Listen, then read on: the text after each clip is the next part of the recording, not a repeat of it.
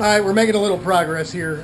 We're doing some mock-up. I know this looks fruity, but actually I think the helmet is actually tilted up in the front and down in the back even more with the driver there.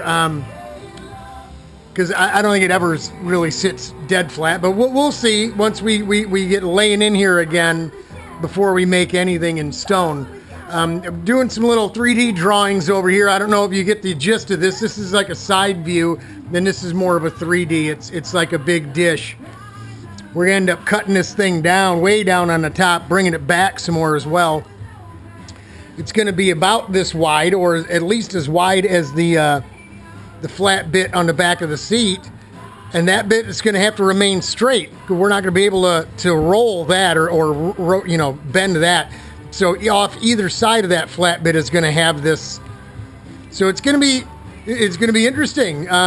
It'll be on an angle and then flat. We'll have to put a kick in it, and we're either going to bolt it onto the back of the booster part, because like I said, my spot was here. Rich's is back a little bit more. We need to be able to move this piece without the perch moving, right? That's going to need to stay in the same place. We're just going to need to be able to move. I mean, otherwise, we'd have to make 2 or 3 of these things with just different thicknesses of foam on it for the different driver, Making something move back and forth isn't too tough. We could just use a spacer. Use riv nuts in the back and just use a spacer. It's only about an inch, I think, difference between me and Rich. Or we can bend this thing down and bend it right around so it comes underneath. The perch will have holes in it where the headrest or the collector part of the headrest would actually have slots in it where it would move back and forth.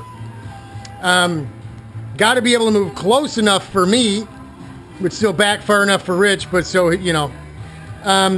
it's trial and error, man. It's trial and error. That's what we're doing here. We're playing around, but we got to come up with something to get it on the car, because it looks like if I'm going to make it to Nelson and we're not going to push and rush the trailer, we're just going to take a cut. Like I said, I'm going to have to take this one. I'm going to have to get some kind of bumper on the back of it so it'll let me on the racetrack. And we're just going to go to shake it down and simply because I'd rather drive that one, absolutely, although there won't be anybody for us to race there, maybe 1 or 2 guys to show up. It's too bulky and heavy. I can't lift it, so I'd have to use my cart stand, and getting it to being able to pit in a spot where I can pull it out of my truck on a cart stand on asphalt. There's not a lot of asphalt there, so we have to work around whatever's going on. We may end up saying the hell with all of it and either staying home or just driving over there for a day in an afternoon, maybe staying overnight and coming home the next day just to hang out. So we'll see.